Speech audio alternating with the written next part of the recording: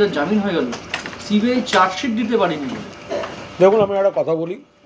আরজি করের ঘৃণ্য পৈশাচিক ঘটনা, আরজি করের ঘটনায় যে মূল অভিযুক্ত সঞ্জয় রায়, তাকে কলকাতা পুলিশ 24 ঘন্টার মধ্যে গ্রেফতার করেছিল এবং তদন্ত ঠিক দিকে এগোচ্ছিল। এখন তারপরে অনেকের মনে হলো উই ওয়ান্ট সিবিআই, তো সিবিআইতে গেছে। এবার যারা নেমন্তন্ন করে সিবিআই ডেকে এনেছিল, যেদিনকে সিবিআই হলো সেদিনকে কত পৈশাচিক হইচই, এইবার দেখব। তো কী হলো? তো সেই সিবিআই এখনো পর্যন্ত এটা প্রমাণ করতে পারেনি যে মূল ধর্ষণ এবং খুনের ঘটনার সঙ্গে এই সন্দীপ ঘোষ বা অভিজিৎ বাবু তাদের কোনো সম্পর্ক ছিল। এখন ডাক্তারদের নিজেদের মধ্যে একটা গোষ্ঠী লড়াই, ডাক্তারদের নিজেদের মধ্যে গোষ্ঠী লড়াই আর সরকার বিরোধী কিছু লোকের লাফালাফি, তারা মিলে কুৎসা, ভিত্তিহীন গল্প, রগরগে গল্প, ভুয়ো অডিও, এগুলো ছড়িয়ে লোকের মধ্যে একটা ধারণা তৈরি করে দিয়েছিল। আর রোজ সব বিভিন্ন খবর আমরা দেখতাম, সূত্র মারফত জানা গেল এই হয়েছে। আরে ভাই, কিসের সূত্র? যে সূত্র কানে কানে খবর খাওয়ায় আর সেই সূত্র চার্জশিটে লিখতে পারে না, ও আবার কিসের সূত্র? সোর্সেস সেড, সূত্র জানিয়েছে অমুক এই করেছে, সূত্র জানিয়েছে অমুক ওই করেছে। কেমন সূত্র? যে বাজারে খবর খাওয়ায়, চার্জশিটে লেখে না। তো সুতরাং সিবিআই চার্জশিট দিতে পারেনি। সিবিআই ধর্ষণ এবং খুনের সঙ্গে আজকে যাদের জামিন হয়েছে তাদের যোগাযোগটা এস্টাবলিশ করতে পারেনি। ফলে যারা গল্প খাইয়েছেন তাদের ইচ্ছা মতো, তারা যাদের শত্রু মনে করছেন, তাদের যাদের ঠিক করে দিতে হবে, তাদের নামে দিতে হবে, এটা তো আইনে চলবে না। আমি দুদিন আগে দেখছিলাম এক জুনিয়র ডাক্তার বড় বড় কথা বলছিলেন ময়না তদন্ত নিয়ে। আরে ভাই, ময়না তদন্তে তো জুনিয়র ডাক্তারদের 5 জন সই করেছে। ময়না তদন্তে তো ওই বিপ্লবীদের 5 জন সই করেছে এবং বলেছে এখানে কোনো সমস্যা ছিল না। সেদিনকের ওই দেওয়াল ভাঙায় জুনিয়র ডাক্তারদের সই আছে, সেগুলো এই জুনিয়র ডাক্তাররা চেপে গেছিল।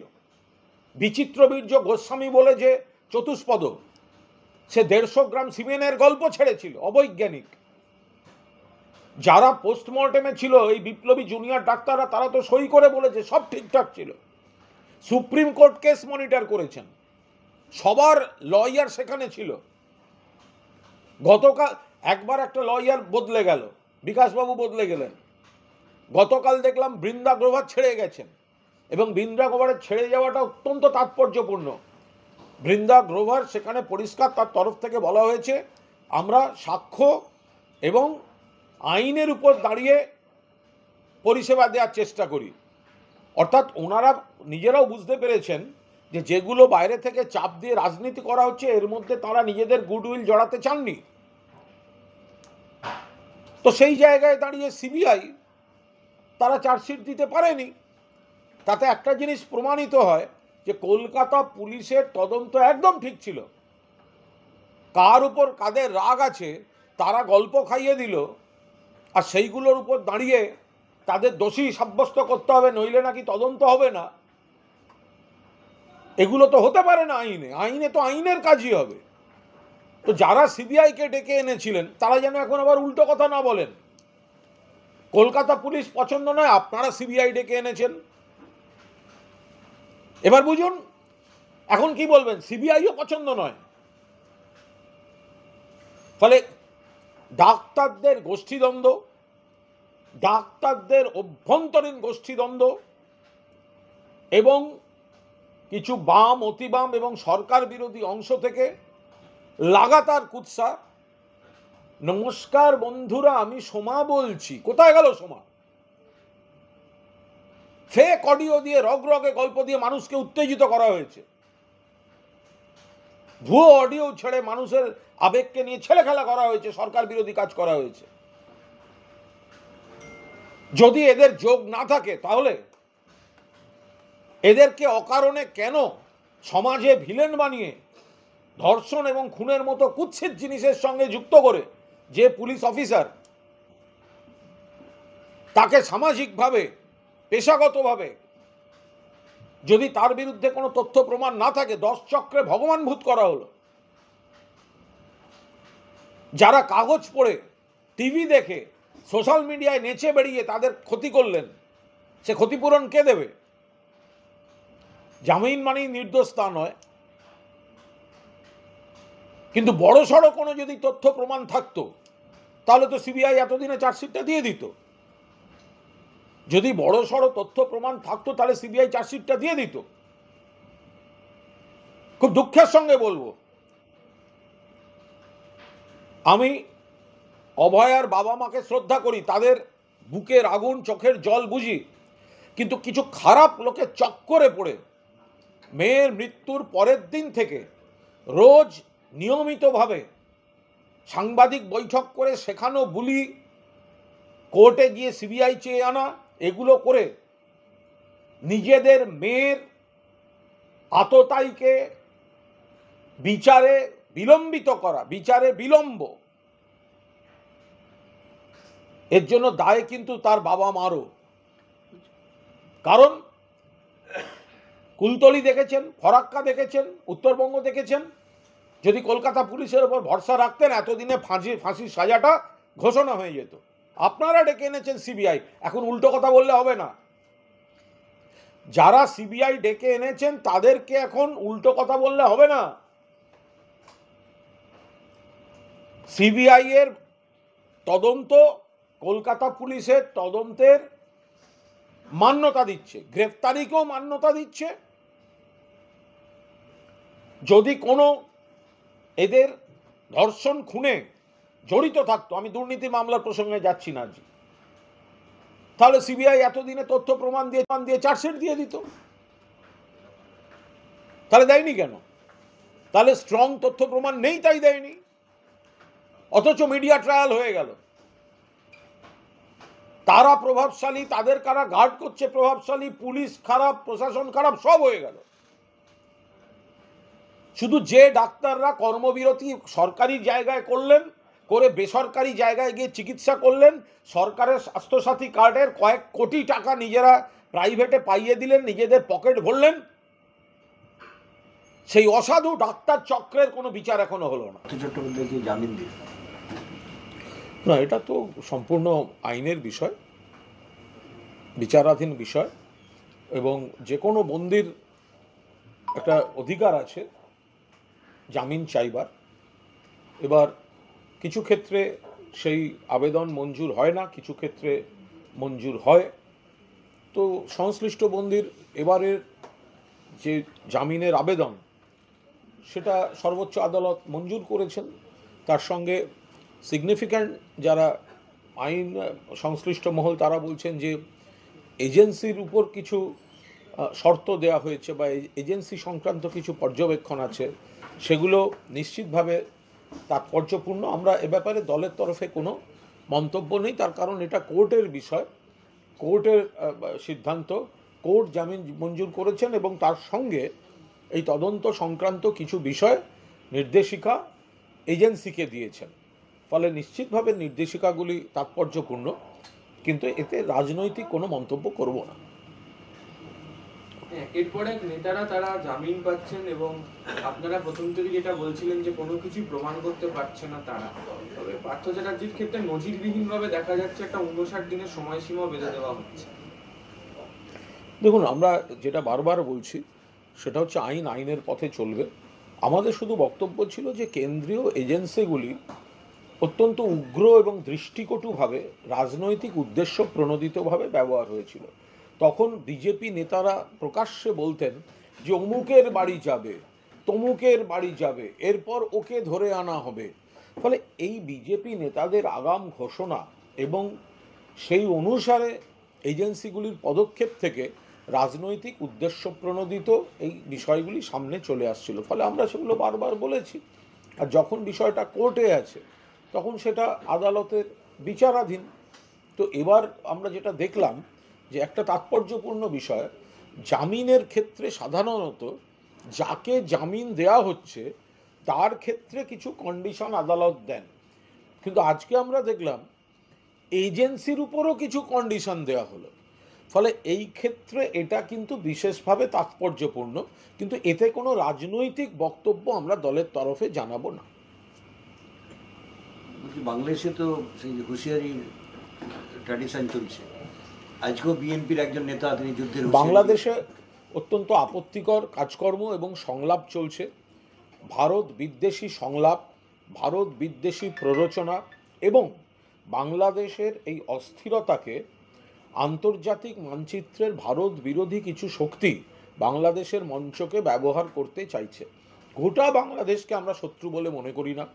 বাংলাদেশে এমন অনেক মানুষ আছেন যারা ভারত বাংলাদেশ বা দুই বাংলার মৈত্রীর পক্ষে, কিন্তু কিছু অশুভ শক্তি খারাপ কাজ করে চলেছে এবং আমরা বিস্মিত যে ভারতবর্ষের কেন্দ্রীয় সরকার তারা এ ব্যাপারে মুখে কুলু পেটে বসে আছে, কার্যকর কোনো পদক্ষেপ নিচ্ছে না।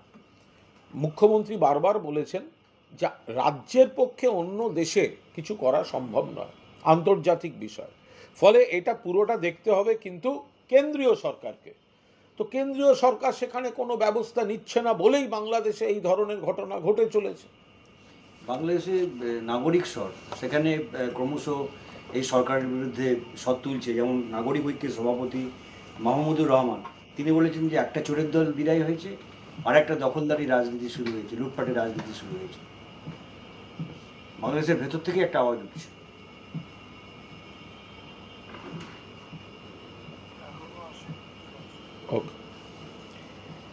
দেখুন, বাংলাদেশের ভেতরে যেটা চলছে, আমাদের খুব স্পষ্ট একটা বিষয়ে আমাদের বক্তব্য হচ্ছে, যেটা মাননীয় মুখ্যমন্ত্রী বলেছেন যে আমরা একটা রাজ্য, ওটা একটা দেশ। ওখানে যা ঘটছে সেগুলি উদ্বেগজনক, আমাদের খারাপ লাগছে, কিন্তু আমরা কিছু করতে পারবো না, কারণ আন্তর্জাতিক ব্যাপার করার দায়িত্ব কেন্দ্রীয় সরকারের। কিন্তু ওর মধ্যে যে ঘটনা ঘটছে তাতে অশুভ শক্তি নানাভাবে প্ররোচনা দিচ্ছে, ভারত বিদ্বেষী, পশ্চিমবঙ্গ বিদ্বেষী এই ধরনের যে কথাবার্তা চলছে, যেভাবে কিছু মানুষ নিগৃহীত চলছেন, যেভাবে কিছু সন্ন্যাসীকে হ্যারাস করা হয়েছে, একজন সন্ন্যাসীকে যেভাবে আটকে রাখা হয়েছে, বন্দি রাখা হয়েছে এবং বিচারের সুযোগ পেতে দেওয়া হচ্ছে না, ফলে সেগুলো অত্যন্ত উদ্বেগজনক। কিন্তু কেন্দ্রীয় সরকারের কিছু করা উচিত। আবার এটাও লক্ষ্য করা যাচ্ছে যে বাংলাদেশের ভেতরে নানা ধরনের স্বর শোনা যাচ্ছে। আমরা আবার বলছি, আমরা গোটা বাংলাদেশকে শত্রু বলে মনে করি না, কারণ বাংলাদেশ দেশটারই জন্ম হচ্ছে ভারতবর্ষের পদক্ষেপে, ইন্দিরা গান্ধীর হস্তক্ষেপে বাংলাদেশের জন্ম। আমাদের ইতিহাস, ভূগোল, সংস্কৃতি সব ব্যাপারটা একসঙ্গে দীর্ঘদিন আমরা একসঙ্গে পথ চলেছি, কিন্তু কিছু অশুভ শক্তি ওখানে যা করছে, কিছু মানুষ সেগুলো অনুভব করছেন। আস্তে আস্তে ওদের মধ্যেই বিভিন্ন ধরনের স্বর প্রতিধ্বনিত হচ্ছে, প্রতিফলিত হচ্ছে এবং পরস্পর বিরোধী কথা বাংলাদেশে যেগুলো হচ্ছে সেগুলো মানবতার ক্ষেত্রে এবং বাংলাদেশের ক্ষেত্রে হয়তো ভালো হচ্ছে না, সেগুলো ওদের দেশের মধ্যে থেকেই আস্তে আস্তে আস্তে আস্তে আস্তে আস্তে উঠে আসছে স্বরগুলো। আমরা আশা করব শুভ শক্তি শেষ কথা বলবে এবং আমরা এও আশা করব যাতে আজকের এই মিডিয়া বা সোশ্যাল মিডিয়ার বাজারে যে বাংলাদেশের অশুভ শক্তির কিছু পদক্ষেপ, কিছু প্ররোচনা, কিছু সংলাপ, কিছু হুমকি, এগুলো যাতে মানুষের আবেগকে আর বিপথে চালিত না করতে পারে। আমাদের দিল্লির সরকার, কেন্দ্রীয় সরকারও, যাদের অধিকার আছে ব্যবস্থা নেওয়ার আন্তর্জাতিক ইস্যুতে, তারা যথাযথ কড়া ব্যবস্থা, কড়া পদক্ষেপ, কড়া বার্তা। একজন গিয়ে একটা বৈঠক করে এলেন, ছবি বেরোলো, ওরম নয়, এমন কিছু এফেক্টিভ পদক্ষেপ যাতে এই কাজগুলো বাংলাদেশে বন্ধ হয়, তারা সেই সব ব্যবস্থাগুলো নেবেন, কারণ এটা তো রাজ্যের কিছু করার নেই। আবর্জনা স্তূপ থেকে উদ্ধার হলো কাটা মন্দির। দেখুন, এগুলো অপরাধ, ক্রাইম, ফলে সেটা পুলিশ দেখবে, পুলিশ তদন্ত করবে। কোনো অপরাধী যে করেছে এর পেছনে কি আছে, কারা আছে, এটা কিসের জন্য হলো, এই ধরনের জঘন্য ক্রাইম, এগুলো যুগে যুগে কিছু অপরাধ হয়ে আসে। মানুষের পাশবিক সত্তা কিছু অপরাধ করে ফেলে, সেটা সারা পৃথিবীতে ঘটে, সারা দেশে ঘটে, সমাজে ঘটে যায় এরকম কিছু অপরাধ, সেটা পুলিশ প্রশাসন দেখছে। কিছু কিছু জায়গায় দেখছি পুলিশ প্রশাসনও আক্রান্ত হচ্ছে, বাসরানি সহ ক্ষেত্রে। হ্যাঁ, সেগুলো পুলিশ দেখছে। দেখুন, পুলিশের কাজ করতে গেছে, পুলিশকে বাধা দেওয়া বা পুলিশের উপর বিক্ষোভ, এগুলো তো কোনো কাজের কথা নয়। যে অপরাধ দেখুন মানে জনসংখ্যা যা, মানুষ পিছু পুলিশ দেওয়াও কোনো সরকারের পক্ষে সম্ভব নয়। ফলে নিশ্চিতভাবে সামগ্রিকভাবে আইন শৃঙ্খলা ইত্যাদি ইত্যাদি পুলিশ, কিন্তু সেখানে যদি নাগরিকরা সহযোগিতা না করেন, যদি ব্যক্তিগত রসায়ন, ব্যক্তিগত সম্পর্কে, ব্যক্তিগত কারণে কোনো হিংসা বা অপরাধ হয়ে যায়, সেগুলো পুলিশ কী করবে? যে এক দেশ এক ভোট কার্যকর করার জন্য কেন্দ্রীয় সরকার একটা করে স্টেপ এগিয়ে যাচ্ছে, সেখানে তৃণমূল কংগ্রেসের বক্তব্য যে অগণতান্ত্রিক, এটা আমরা তো বলছি অগণতান্ত্রিক। আমাদের দেশের ক্ষেত্রে এক দেশ এক ভোট প্রযোজ্য নয়। আমাদের দেশের ক্ষেত্রে মমতা বন্দ্যোপাধ্যায় খুব স্পষ্টভাবে জানিয়ে দিয়েছেন, এক দেশ এক ভোট। আমাদের দেশ নানা ভাষা, নানা মত, নানা পরিধান, বিবিধের মাঝে দেখো মিলন মহান, ইউনিটি ইন ডাইভার্সিটি। আমাদের এতগুলি রাজ্য, ফেডারেল স্ট্রাকচার, প্রত্যেকটি রাজ্যে নিজস্ব ইতিহাস, ভূগোল, রাজনৈতিক রসায়ন। এবার দেখুন আমাদের দেশে তো এরকম বহু উদাহরণ আছে যে অন্তর্বর্তী ভোট এসে যায় দুম করে, লোকসভা মাঝপথে ভেঙে গেল, একটা ভোট এলো।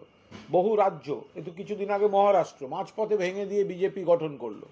তো একজন মানুষ ভোট দিলে যে 5 বছরই পুরো টার্মটা থাকবে, তো এর তো কোনো গ্যারান্টি নেই। তো তখন এই এক দেশ এক ভোটের মানে কি হবে? তো তাহলে তো আগে তো সেটাকে নিশ্চিত করতে হবে যে একটা ভোট দেওয়া মানে সেটা 5 বছর চলবে। আর 3 নম্বর হচ্ছে যে লোকসভা, বিধানসভা এবং স্থানীয় স্তরের ভোট, এগুলো তো প্রত্যেকটার একটা আলাদা অভিমুখ থাকে, ফোকাস আলাদা।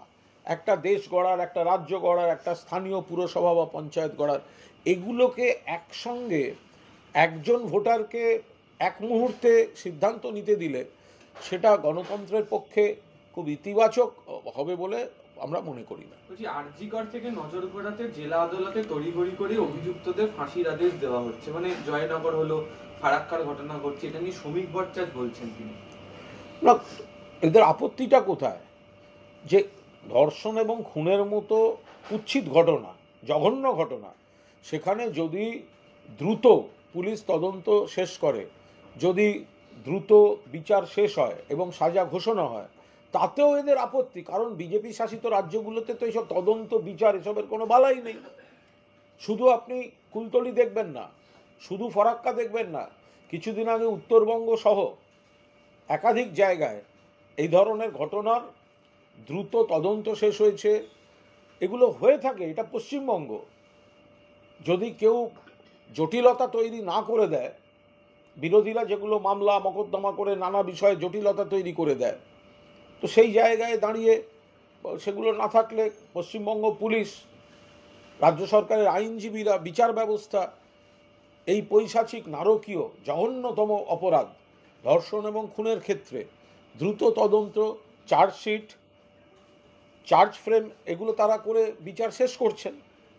তারা রানী রাসমণিতে বাংলাদেশ ইস্যুতে তারা সমাবেশ করবে, তার আদালতের বিষয়, আদালত যদি রায় দিয়ে থাকে আদালতের বিষয়, প্রশাসন দেখবে, ওখানে রাজনৈতিক মন্তব্য করবো কেন?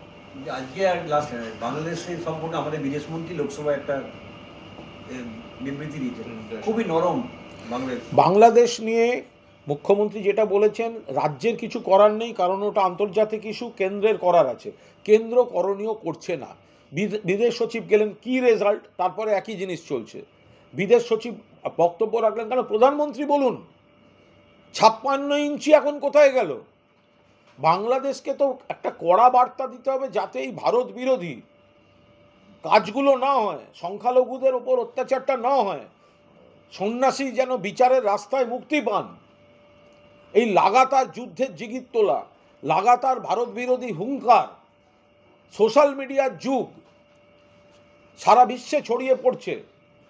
এপার বাংলার মানুষেরও বিবেকে, আবেগে আঘাত লাগছে।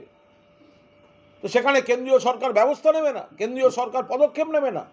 লোকসভায় ওই নরম নরম কথা, আর ওখানে নেমন্তন্ন বাড়ি খেতে যাওয়ার মতো একটা বৈঠকের ছবি। আমরা রেজাল্ট চাই, রেজাল্ট, যে বাংলাদেশে খারাপ কাজগুলো বন্ধ, প্ররোচনাগুলো বন্ধ। বহু মানুষ ভারত বাংলাদেশ মৈত্রী চায়, দুই বাংলার ঐক্য চায়। সেখানে অশুভ শক্তি প্ররোচনা দিচ্ছে, বিপজ্জনক। আন্তর্জাতিক ক্ষেত্রের কিছু ভারত বিরোধী শক্তি বাংলাদেশকে ব্যবহার করছে। কেন্দ্রীয় সরকার আঙুল চুষছেন, আর কোনো কার্যকরী পদক্ষেপ আমরা ওর মিটিংয়ে ছবি দেখতে চাই না। ভারতবর্ষের সংসদে দাঁড়িয়ে কি বললেন, আমরা রেজাল্টটা দেখতে চাই, রেজাল্ট, যে ওখানে সব কিছু থামছে কিনা এবং কি কার্যকরী পদক্ষেপ কেন্দ্রীয় সরকার নিচ্ছে। সেটা 56 ইঞ্চি যখন বড় বড় কথা বলেন তখন শুনতে হয়, তো সেটা তিনি এবার বলুন সংসদে।